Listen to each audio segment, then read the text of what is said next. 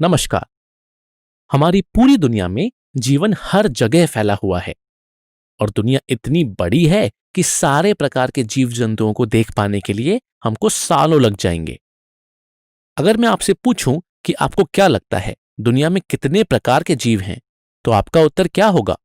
100, 1000 या 1 लाख या उससे भी ज्यादा? वैज्ञानिक अनुमान लगाते हैं कि पूरे विश्व में अगर जानवरों और पेड़ पौधों के विभिन्न प्रकारों को गिना जाए तो वो संख्या तकरीबन 90 लाख के आसपास होगी।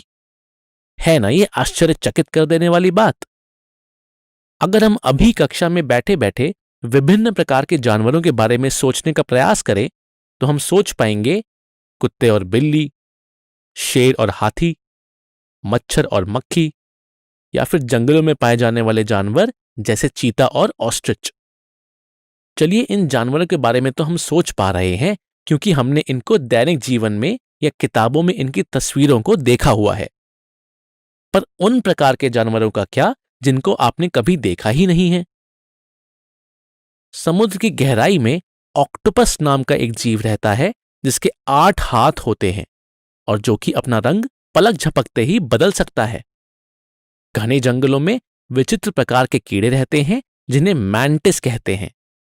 ये विभिन्न रंगों के होते हैं और एक दूसरे को खा भी जाते हैं।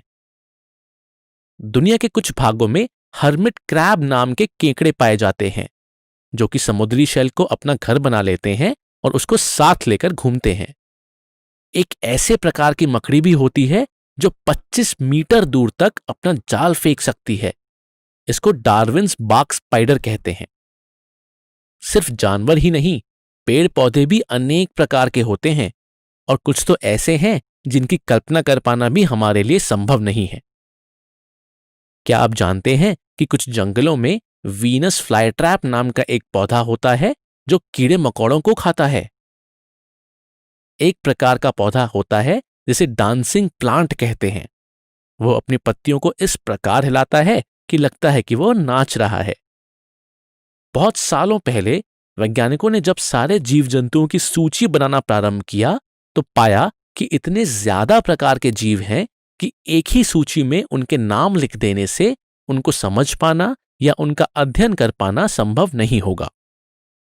साथ ही उन्होंने पाया कि जीव जंतुओं में कुछ कुछ गुण ऐसे भी हैं जो मेल खाते हैं। उदाहरण के तौर पे मनुष्य और हमारे आसपास के दिखने वाले बड़े जानवरों में रीढ़ की हड्डी होती है। समुद्र के अंदर रहने वाले तकरीबन सभी जानवरों में गिल्स होते हैं जो उन्हें पानी के अंदर ऑक्सीजन गैस ले पाने में सक्षम बनाते हैं। जीवों की विविधता का अध्ययन एक ही ढंग से कर पाने के लिए और दुनिया के अलग अलग भागों के वैज्ञानिकों की आपस में चर्चा हो पाने के लिए जीव जंतुओं के मानक वर्गीकरण की आवश्यकता पड़ी। इस पाठ पे हम इसी वर्गीकरण को विस्तार से समझेंगे। हम देखेंगे कि किस तरह से गुणों के आधार पे जीव जंतुओं को वर्गों में बांटा गया है और वह कौन सी विशेषताएं हैं जो जीवों को समान या एक दूसरे से अलग बनाती हैं। इस पाठ के अध्ययन के दौरान अपनी कॉपी और पेन को एकदम तैयार रखिएगा क्योंकि हम बहुत सारे ऐसे नए शब्द और नए नाम सुनने वाले हैं जिनसे आप अपरिचित होंगे। आइए देखते हैं।